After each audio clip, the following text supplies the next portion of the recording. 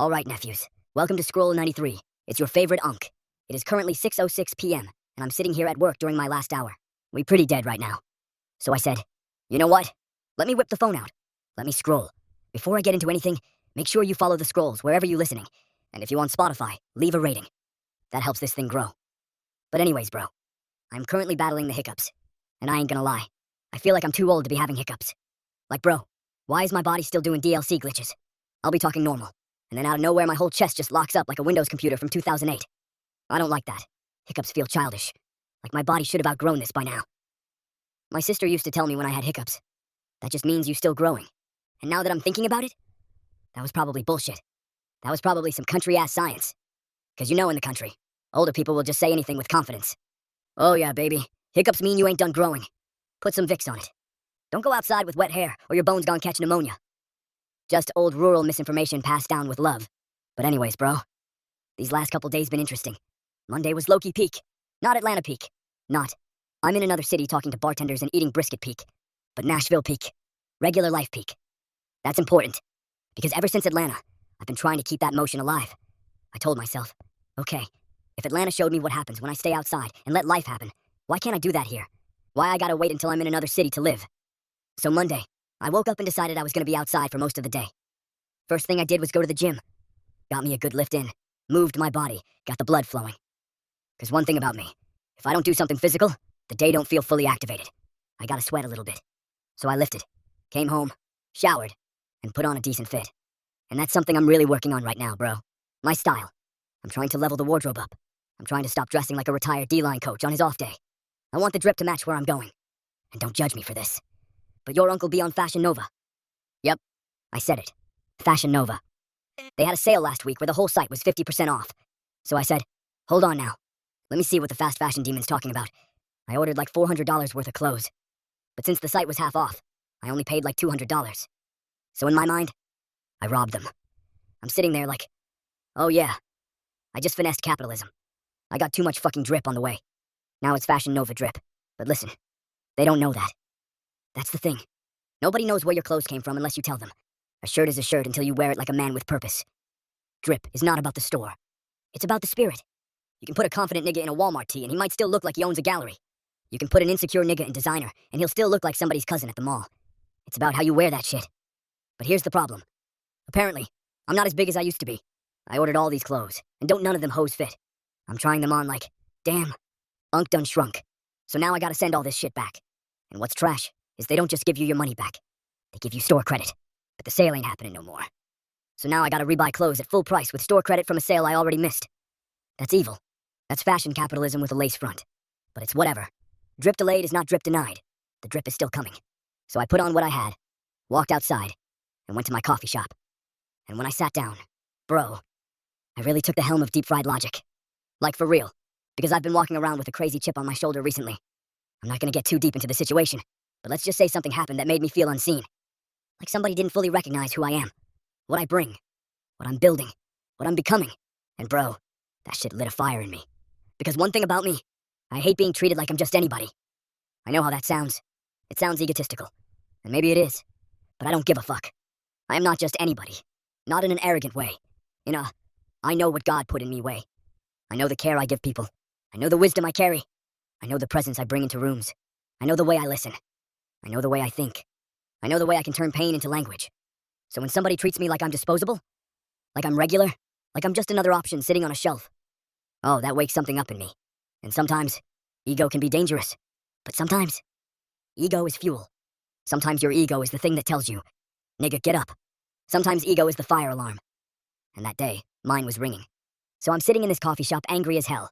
Ordered me an iced chai with a double shot of espresso, which was spiritually irresponsible, because now I'm mad and caffeinated. That's how manifestos get written. I was in that bitch wired. Writing, journaling, brand building, laying down the foundation. I started writing the deep-fried logic Bible. What this thing is, what it feels like, where it's going, what the world is, what the tone is, what Unk represents, what the nephews are stepping into. And I realized, oh, this is founder work. This is the dirty work. This is the part nobody sees. People see the funny videos. They see the scrolls. They see the jokes. But behind that, I'm sitting in coffee shops with caffeine tremors, trying to build a universe out of my emotions. That's deep-fried logic. I told y'all before, this brand lets me be a firebender. Because instead of letting anger burn my life down, I put it into the work. Some niggas get mad and go lift. Some niggas get mad and crash out. Some niggas get mad and start texting paragraphs they should have left in the drafts. Me, I get mad and start frying logic. That's my outlet. And honestly, I had to do that. Because if I would have sat in my apartment all day, my brain would have just idled. And idle thoughts are dangerous. That's when resentment starts growing in the walls like mold. So I kept moving. I wrote for like 2 or 3 hours. Then I got up and walked down the street to this sushi spot I always pass, but never go into. Because I'm still in explorer mode. Explorer Unk. Emotional palomino with Apple Pay. So I go in there and order a spicy crab roll and a spicy tuna roll. And let me tell you something. Spicy crab rolls? Peak. That shit is elite. And I'm sitting in there using chopsticks too. Because as a black man, I feel a deep responsibility to represent us properly in establishments like that. I can't be in the sushi spot struggling like I just discovered tools. Not me. I'm one of the cultured ones. I'm in there holding the chopsticks, right? Mixing the wasabi into the soy sauce. Eating that sushi like a sophisticated Negro. Letting them know we contain multitudes. We can eat hot wings and know our way around a tuna roll. And bro, it felt good. Not because the sushi changed my life, but because I was outside. Walking. Trying something new. Being present in my own city. For the first time in a while, I felt like Unk. Not just the voice on the podcast. Not just the nigga talking into a microphone. I felt like the character I've been building. Wandering. Living. Exploring. Observing. Then reporting back to the nephews. And that's when I realized, this is the show. This is what deep-fried logic is supposed to feel like. A regular nigga trying to turn ordinary days into stories worth telling. So after sushi, I keep walking, and end up at this bar. But I don't even order alcohol. I sit down at a table and start writing again. Then I go to the bar and ask for a Red Bull. No beer, no liquor, no cocktail. A Red Bull. Because I wasn't there to get drunk. I was there to keep building. The bartender opens the can, and this white dude sitting at the bar pays for my drink. I'm like, holy shit. Thanks, bro. Now, low-key, I was locked in. I was not trying to socialize. I was trying to soothe my ego into greatness. But if a man buys your Red Bull, you owe him at least 45 seconds of brotherhood. That's basic bar law. So I talked to him. Cool dude, white guy with a sick-ass mustache. Looked like he knew how to fix a motorcycle and grill in silence. We fist bump. I ask if he comes there often. He says yeah. So I'm thinking, okay, bet. Maybe this is my new neighborhood spot. Maybe I'll see Mustache Bro again. Maybe that's how community starts. Not with some grand emotional moment. Just a random man buying your Red Bull while you're trying to become legendary. So I go back to my table and keep writing. Then I remember Madden Girl lives right around the corner. So I text her. I'm like, yo, what you doing? I'm at the bar if you feel like being spontaneous. And she pulls up. That's what I love. Spontaneity. No overplanning. No 2-week calendar invite. Just, you nearby? Come outside. So she comes through. I schedule the script I was posting that night. And we just talk. And talk. And talk. Dumb shit. Deep shit. Movies. Life. Nothing. Everything. That's one of my favorite types of conversations. When the topic doesn't even matter because the rhythm is good. And I ain't gonna lie, I'm glad we're friends. Madden Girl is dope. Like genuinely dope. Not every connection gotta be romantic. Sometimes somebody can just be a good addition to your world. And that's enough. By the time we leave the bar, it's like 11 p.m. I ask her if she's about to go roll up. She says yeah. I'm like, shit, let me come with you. So we go back to her place. She rolls up. I hit it a few times. Now I'm buzzing a little bit. Mind slowing down. We're sitting there talking. Just good vibes. Nothing crazy. Nothing forced. Just two people chilling. And I didn't want her to drive me home. She lives like a mile or two away. So I'm thinking, hold on. I might take a scooter or a bike home. And at this point, it's like 1 a.m. And for some reason, that sounded amazing. So I open the Lime app and find a bike near me. Not a scooter, a bike. And bro, I haven't ridden a real bike since I was a kid. But you know that saying, it's like riding a bike. That shit real. Because the second I got on, my body remembered. I was riding smooth, and it took me back to Mississippi. Back when I used to ride bikes around the neighborhood with my boy Kemp. Kemp was 12 years old in the 3rd grade, but that was my best friend. We used to race, ride around, do dumb kid shit, real childhood shit. And I don't know if kids even do that anymore. But back then, that was freedom. So now I'm lit. It's 1 a.m. I got my headphones in. I'm playing some Saw Baby. And I'm riding this bike home through Nashville. And bro, that shit felt beautiful. That's what a day should feel like. Motion, movement, little randomness, a few connections, some work, some food, a good conversation, a late night ride home. Nothing insane happened, but it felt alive. I got home, showered, went to bed, and then Tuesday humbled me. 'Cause Tuesday I woke up thinking I was about to do it all over again. Keep the momentum going, keep the movie rolling.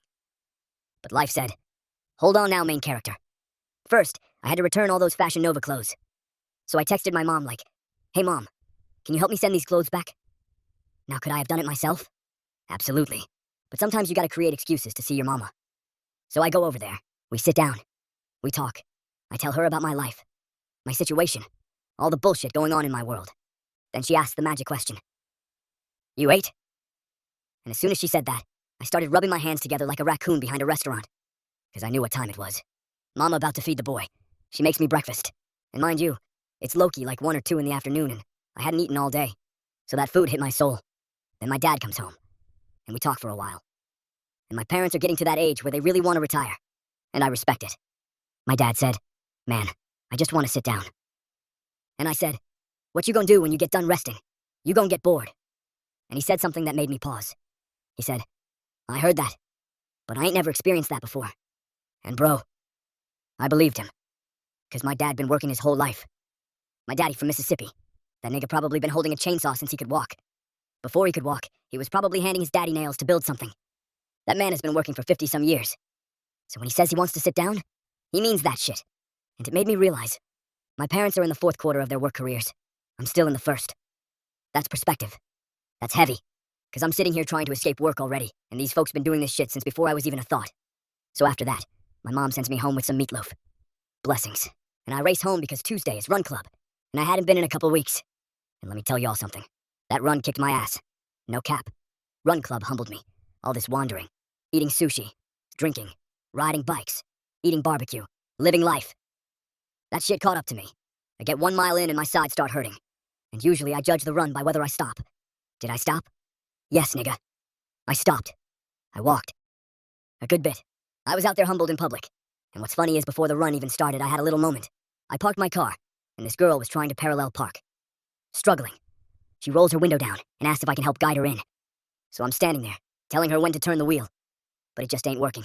After like 5 minutes, she looks at me and says, "Do you just want to park it?" And I said, "Yes, please. I would love to." So I get in her car and park that bitch in like 15 seconds. She goes, "Wow, I could not do that." And I said, "Yeah, I noticed." We laughed, shook hands. Cool little moment. But then the run started, and all that smoothness disappeared. I was struggling, huffing, puffing, side hurting. And then after the run, you know what happens. Socialization. And I ain't gonna lie, I felt off. I saw 2 girls I wanted to talk to, and just didn't. The lights felt too bright.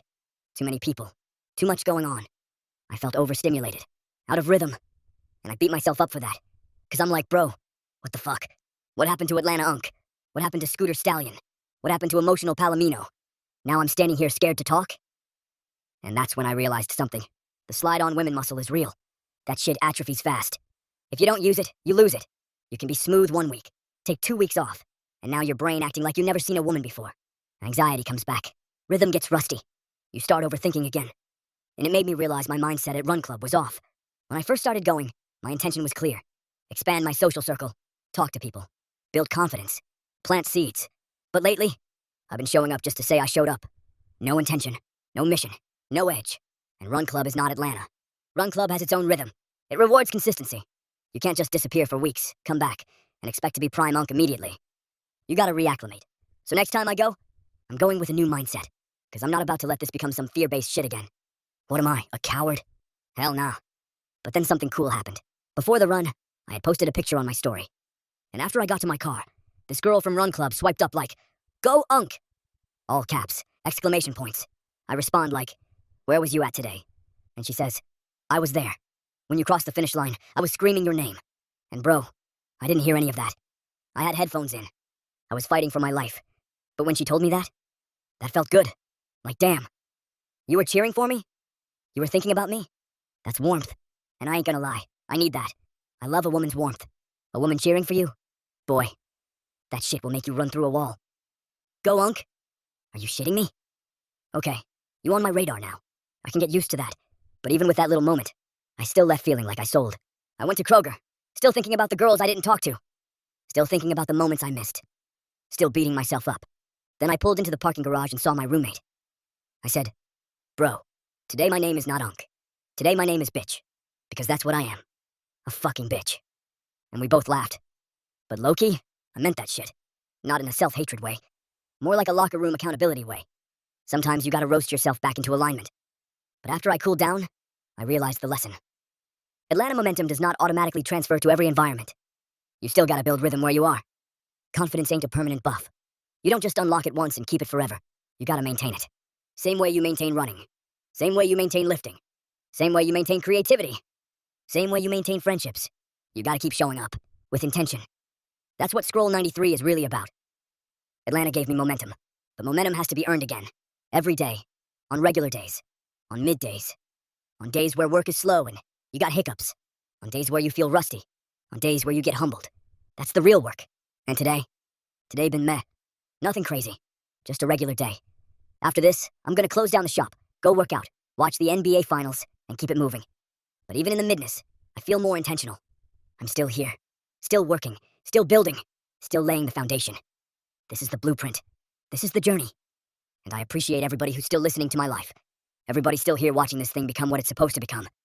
Because Deep Fried Logic is not just a podcast. It's not just jokes. It's not just videos. It's a world being built in real time. And one day when I start dropping merch, building out the visuals, making bigger moves, taking more trips, telling more stories, I hope y'all understand what y'all were listening to. The foundation, the dirt work, the early chapters, the part where Unc was still figuring it out, but kept going anyway. So I appreciate everybody who still listens to my black ass. For real. So with that being said, keep God first. Do the right thing. Be a real nigga. And don't stop. Because once you stop, your dreams stop. Have a good day or night, nephews. Unc loves you.